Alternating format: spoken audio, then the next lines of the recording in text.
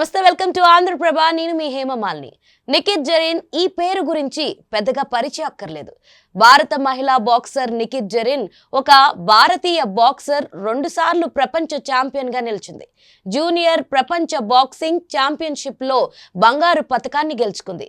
నిఖిత్ జరీన్ ఇప్పుడెందుకు ఈమె గురించి అంటారా? అయితే ఆగండి, అక్కడికే వస్తున్నా.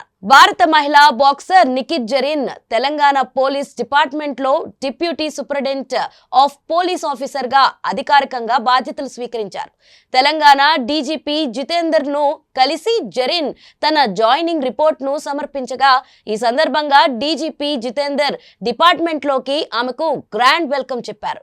ఈ సందర్భంగా డీజీపీ జితేందర్ రెడ్డి ట్విట్టర్ లో ఓ ట్వీట్ చేశారు. 2 సార్లు ప్రపంచ boxing championship, Olympic athletic Nikhit Zareen deputy superintendent of police officer గా కొత్త పాత్రను స్వీకరించబోతున్నందుకు శుభాకాంక్షలు తెలియజేశారు. ఆమెను డిపార్ట్మెంట్ లోకి గర్వంగా స్వాగతిస్తున్నామని, ఆమె అద్భుతమైన విజయాలు తెలంగాణకు స్ఫూర్తినిస్తాయని డీజీపీ ట్విట్టర్ వేదికగా రాసుకొచ్చారు. నిఖిత్ జరీన్ తెలంగాణ ఆడబిడ్డ. తెలంగాణలోని నిజామాబాద్ లో జూన్ 14న 1996న ఎండి జమీల్ అహ్మద్, పర్వీన్ సుల్తానా దంపతులకు జన్మించింది. నిఖిత్ జరీన్ అతి చిన్న వయసులో, కేవలం 13 సంవత్సరాల వయసులో బాక్సింగ్ లోకి అడుగుపెట్టింది. నిఖిత్ జరీన్ అంచెలంచెలుగా బాక్సింగ్ లో అద్భుత విజయాలు సాధించింది. అతి తక్కువ కాలంలోనే గొప్ప బాక్సర్ గా ఎదిగారు.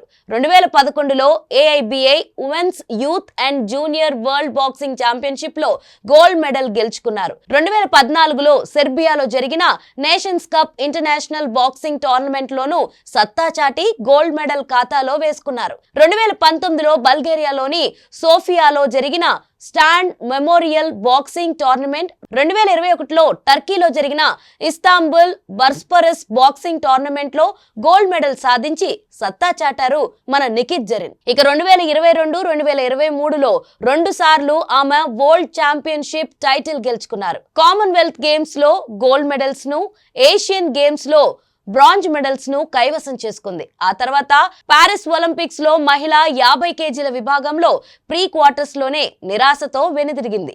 ఇక భవిష్యత్తులో 2028లో లాస్ ఏంజల్స్ ఒలింపిక్స్ లో మెడల్ సాధించడమే లక్ష్యంగా సన్నద్ధమవుతుంది. కేంద్ర ప్రభుత్వం ఆమెకు 2022న నవంబర్ 30న అర్జున అవార్డ్ తో సత్కరించింది. ఇటీవల నిఖిత్ జరీన్ తో పాటు క్రీడాకారులు ఈషా సింగ్, భారత క్రికెటర్ మహ్మద్ సిరాజ్లకు హైదరాబాద్ లో 600 గజాల ఇంటి స్థలాన్ని రేవంత్ ప్రభుత్వం కేటాయించింది.